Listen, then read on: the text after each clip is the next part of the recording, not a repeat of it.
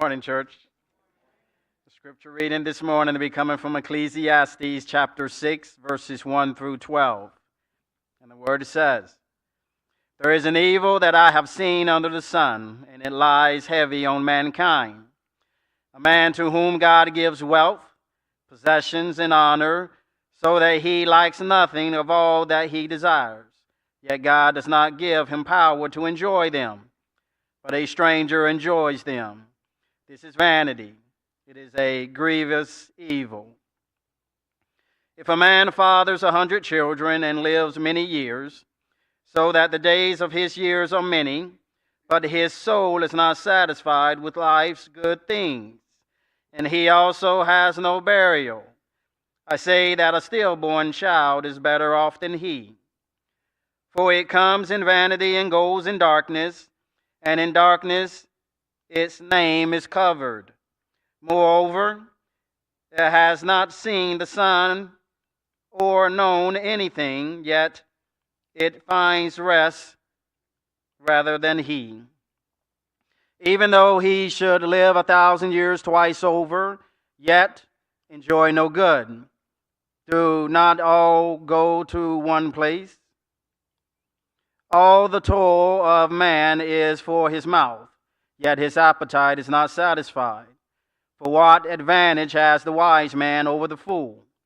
And what does the poor man have who knows how to conduct himself before the living? Better is the sight of the eyes than the wandering of the appetite. This also is vanity and a striving after wind. Whatever has come to be has already been named, and it is known what man is, and that he is not able to dispute with one stronger than he. The more words, the more vanity. And what is the advantage to man? For who knows what is good for man while he lives the few days of his vain life, which he passes like a shadow? For who can tell man what will be after him under the sun?" The word of our Lord. Please be seated. We'll pick up here in chapter 6. Chapter 6 is a larger conversation. It started in chapter 5. Remember, start back a little bit in chapter 4. We've been talking about, anyone? Uh-oh. My iPad decided to mess up on it for a minute here. Give me a second. We've been talking about what? Anybody remember? Starts with an M, has an O. Money, money, money, money. You write the ABBA song. Remember that? I had a dad that was really big into ABBA. He's like, "Well, you ought to like it." Like, no, I'm sorry. I hated the 70s and disco. I'm sorry. When I say we had the best music, I'm going to put an asterisk and go, except disco. Yeah. John Travolta. No, sorry. Red car. We're talking about money. And last week he was talking about the individual that doesn't have an heir, but he's amassing this money. I use the example of Ebenezer Scrooge. Go back and if a good one to watch. Now, granted, it's older because George C. Scott is no longer with us, and George C. Scott was an old man when this was made, but it's still a good movie. For some young folks, just because a movie's older doesn't mean it's not bad. Now, I will grant you, there are some movies that just the acting is bad because of the age in which the movie was made, but that's okay. Broaden your horizons. You know, John Wayne, they're great movies. Just go watch one, you know. It's the same, look, it's like a Hallmark movie for men. It's the same story, but John Wayne shoots the bad guy in the end. You know that's going to happen except in 5 movies, and if you can tell me those 5, I have a special treat for you. Right? You know that, right? There's only 5 movies when John Wayne dies. No? Okay. I'll give you one of the easy ones. The Alamo. The Cowboys. Sands of Iwo Jima.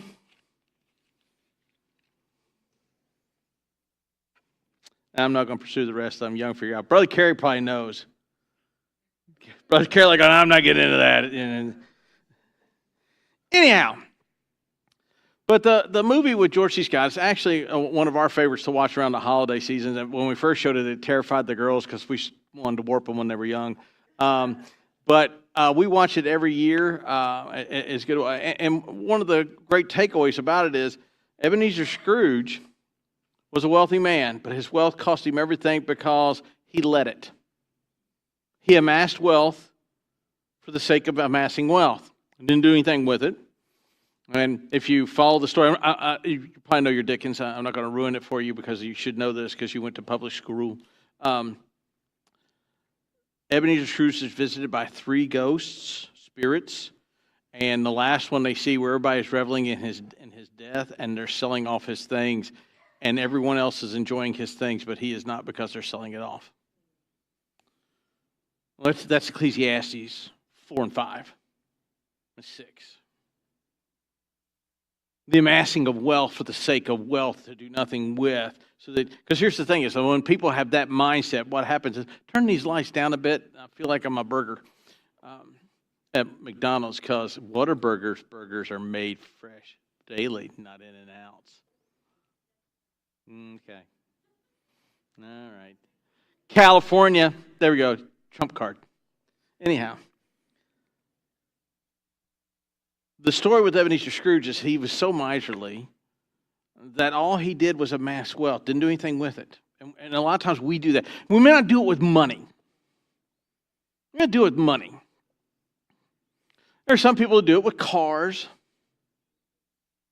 They do it with bikes. And I had a friend that was into bicycling in Italy, and I'm like, "Is your car broke?" He goes, "Oh no, are you ever gone bicycling?" I'm going, "Yeah, when I was a kid."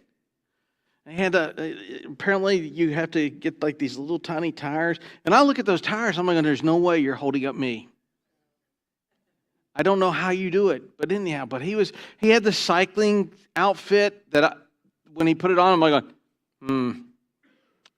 that is not a flattering look for you or I, brother. We do not have the body to put on spandex like that. But he was into it, had helmets. Some folks are into knives. Some folks are like, if you're like me, you're into firearms, or you're into reloading, or you're into shooting, you're into hunting. We get into these things, and the thing is the thing itself isn't evil, but the blind pursuit of the thing, the pursuit for the sake of pursuing it and doing nothing with it, is the problem. Some of us do that with pleasure or spare time. And you have a whole culture nowadays that are raised up thinking that it's immoral. I actually watched a video where it is immoral to make me work. Your parents need to be whipped publicly because they failed you. You're designed to work, but yet you now have a whole culture. And I talked about this repeatedly. They're called dinks. Dual income, no kids. And the whole purpose of their life is, I'm going to forestall having any types of kids or family or anything like that so I can enjoy all the pleasure of the world that I want now. At the center of their world is who? Themselves. Having children is something you do not just for yourself. I mean, it's great having kids, and it's great to see them go, and it's glad when they come home. Caroline came home 2 weekends in a row. I'm thrilled. Because I know there's going to be a day when there won't be weekends when she comes home. You just got to embrace that. But having children is a community building thing too. Nations require birth rates. So when you have people putting their self-pleasure over things that are community building, they're selfish in that manner. The same thing with money. You do the same thing with time. You do the same thing with anything in life can become the thing that is pursued. Solomon is using money. Why? Well, when you're dealing with an agrarian culture, you have people that either work the land or sit and watch the people work the land. This is really your two extremes. And one of the things he keeps beating the drum on all the way through, the first 3 chapters is, the world without God is meaningless. And then he starts telling you about a world with God. Starting in chapter 3. Because of God, there's a purpose for everything and a time for every place under the sun that God has made. And he makes it very clear that it is God that makes these times and knows these times and appoints these times. And you can sit there and go, no, nope, you are a very minor player in the realm of God. You're the afterthought. No, I'm not. Okay, go back and read chapter 3 on forward. You're going to pick up here in chapter 5. Notice what he says, there is an evil I have seen under the sun. Now, he doesn't call this, don't want to get ahead of it myself. Under the sun. And it lies heavy on mankind, a man to whom God gives wealth. Who gives wealth? Tax the rich. Do you see a gross inconsistency as a Christian with those statements? Yes, you should. One is covetousness. Notice what it says. God gives wealth, possessions, honor, so he lacks nothing of all that he desires. Yet God does not give him the power to enjoy them. But the stranger enjoys them. This is vanity. It is a grievous evil. There is an unkind thing. That's not what he says. Well, it's wrong, but it's okay. We all kind of do it. It's justification. That's a moral equivalency. What does he call it? What does he call greed for the sake of greed? He calls it evil.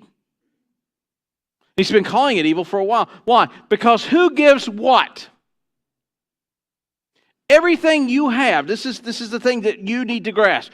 Everything you possess, you didn't earn. It was given to you by a holy God for his purpose, not yours. Now, you can use it for your purpose. He allows you to do so. But everything you own, right down to the core, the food, because you're going to talk about that you put in your gullet, everything on your table, in your house, in your car, deep down to the penny it lodged behind the cigarette lighter. They don't put those in cars anymore. You older folks know the car. We had one as a kid in the back seat it was really cool. It had the lighter in the back seat in the door. How many of y'all had one of those? Yeah, my dad used to whip me and my brother because we'd push those down, and we couldn't figure out how it gives off a smell when they get hot, right? Yeah, you do it again, we'll stop this car. Yep, that was the cue for us to sit down and find it and get a nap. They don't put those in the cars anymore. I use them. My ashtray now is a. How many of y'all's ashtray is like a change purse? Yeah, there we go. I don't know why I don't use change anymore. So, but anyhow. But who gives possessions? Well, I go into the world and I work and I earn it. Okay? Let's walk through this example. You earned it. Yes. With skill you got from whom? With strength you got from whom? With abilities you got from? But you earned it. I was a machinist as a tradesman for a long while, and I'll help you out. Not everybody in this room can be a machinist. It requires a certain amount of detail and skill. And we had guys that would come into the shop and they could run certain jobs, but they were not good machinists. Why? Because they could not pay attention to. You get to learn things that are really intangible. You just kind of have to intuit them. By the time I left, I could tell which machine was running simply based on the vibration through the floor. And I could tell where it was in the operation because each tool vibrates differently and makes a different sound. And so you knew when your machines were acting up simply because you could feel the vibration of it through the floor. You're not talking about little small machines. You're talking about a machine that really, two of them would take up this room. They're massive. And so when they start spinning, they shake everything. And it's one of those things where you get really good at being able to know the machine and when it's not acting right. Well, I say that's a skill I developed, but where did I get the ability to develop that skill from? from God. So here's the problem with the folks that look at the rich or look at the poor and have both either a desirous eye or a haughty eye. Who gives whom to what? It's all gifts from God. I can hear you now. Well, I wish God would give me a little bit more. Help me out, folks. I wish God would give me a little bit more too, and I wish He'd give everybody else in the room a little bit more, but this is the gifts He's chosen to give. This is the parable of the talents. He gives 5, 4, and 1. He doesn't give equal talents. He gives based upon ability, skill, and capability.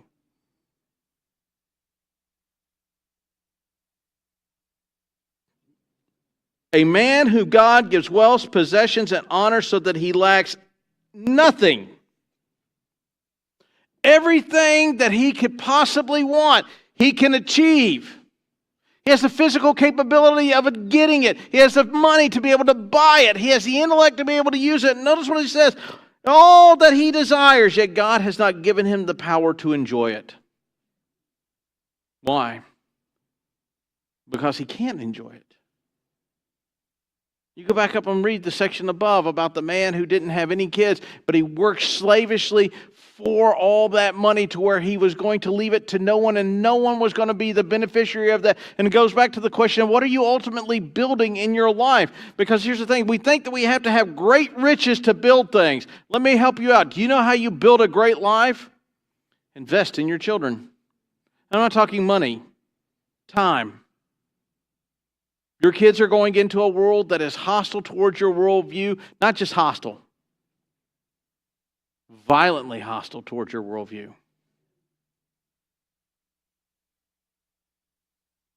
You want to change society? Yes.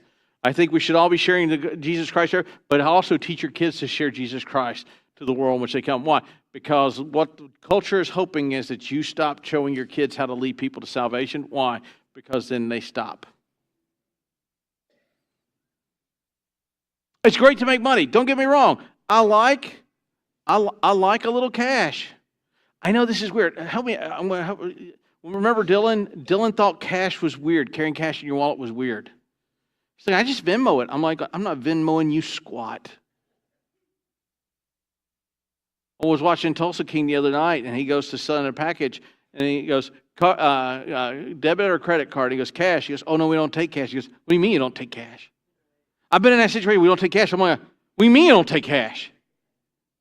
I used the same line, not knowing I was using the same line. Cash is king. When I go to the gun show, guess what I'm taking with me? You know why? I got a better deal that way. The guy's not going to report the taxes on that firearm. Like, I can't believe you did that. That's how it's done, folks. Cash is king. But what happens, though, is we begin to move into a culture where those things kind of fall away. And the same when we teach our kids about ethics or morality or everything else. You have an instance this week of an individual that was taught horrific ethics. He took a rifle and he killed a man. And you go, oh, that's an outlier. No. Go watch some of the conversations people have on college campuses. It is not an outlier. Yeah, what happens is we get caught up in the making of money and the spending of time. And we get caught up in all these things. You go, one day, and I've heard this, I've heard my family members say, one day I'll be at a spot where I can invest in my kids. Here's the thing is, while you're waiting to get to that day, they're growing up. And they're gone by the time you have that kind of money. And then what scenario did you set? Well, let's just not take your kids. Let's take the kids here at the church. Let's take those that come on Wednesday night. Because here's the thing is, if you're going to invest in a culture and a thing, you can invest in all the money that you have, but if you're not investing downward into the kids that are going to build the follow-on of the church, guess what you set the church up to do? There you go. And we justify it, go, well, those aren't my kids. Congratulations. That's the point. Notice what he says. He does not give him the power to enjoy the money. This person amasses money to the point, though, that he can't enjoy it. Reference George C. Scott's character in Christmas Story. The man amasses wealth, but he cannot enjoy it. And he is not an enjoyable man. And actually, quite honestly, the name Ebenezer in our culture gets kind of a black eye because of that. Do you know what Ebenezer really means? Brother over here's got the answer. I'm going to have you say it in here in a moment. You know what the word Ebenezer means? Brother? God of hope or rock of help. We think Ebenezer and we think Scrooge.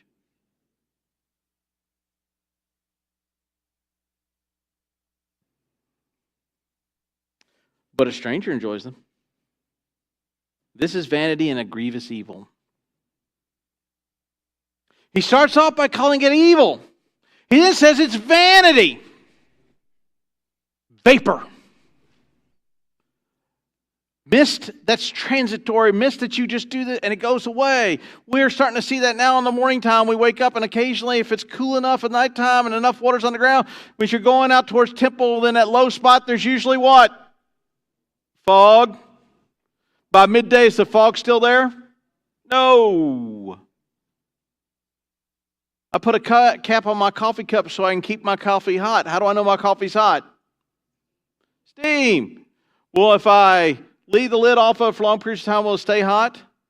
No. That's what you people call iced coffee. Coffee's hot. That's dessert. Sin for third hesitations, thus says the Lord. But here's the thing is, you amass and a stranger enjoys it.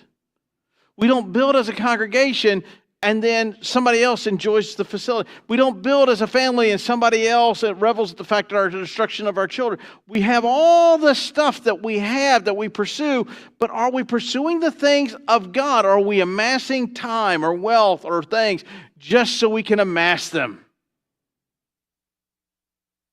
Notice what he says. He calls it vapor. And he starts off, he says it's evil, but now he calls it what?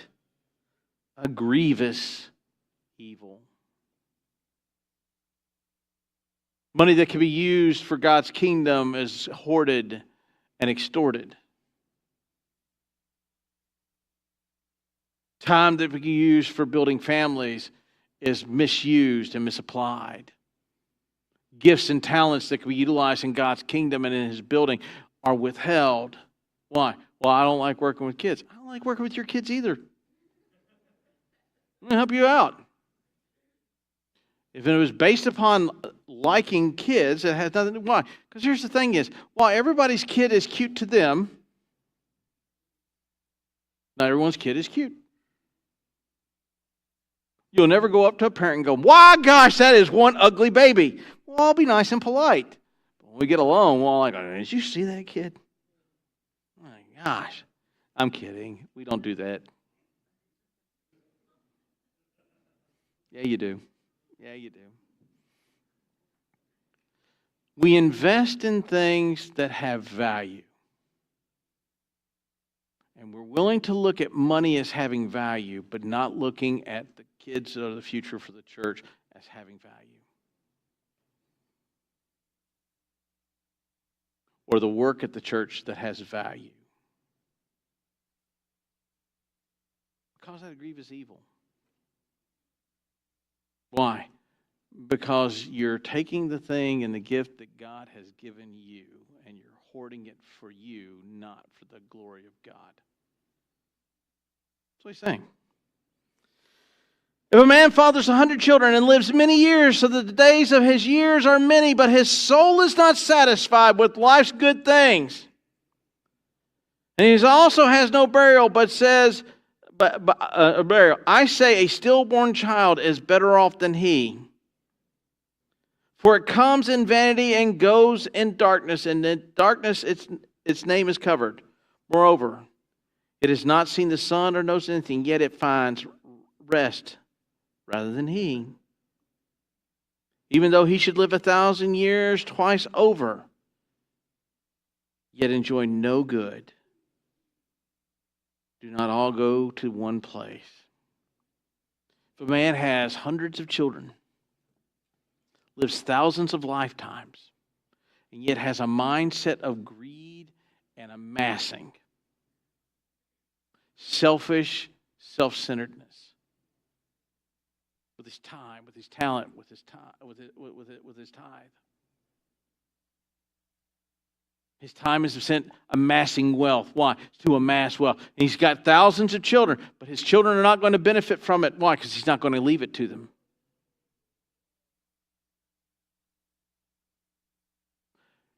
The comparison that is made by Solomon is that a stillborn baby is better than that man that lives multitudes of lives. Why? Because the stillborn baby knows rest. Knows to rest in the God that created it, while the wealthy man is too busy amassing wealth for his own purpose and then terrified that someone's going to take it. And therefore has no sleep. This is the passage from last week. It talks about them having no sleep out of fear someone will come and take their wealth. And if you've ever met somebody that's just super miserly, they're always afraid that someone's going to rip them off and they'll lose their money. He's going to tell you something here in a moment. Let me give you a little heads up. Your time on the earth, compared to the timeline of eternity, is a vapor. You go, I've been alive 55 years. That's not a vapor. I've been alive 80-something years. Let me help you out. When you compare that to infinity, that's not even a blip. That's a blip. You'll make 5 of you to get a blip.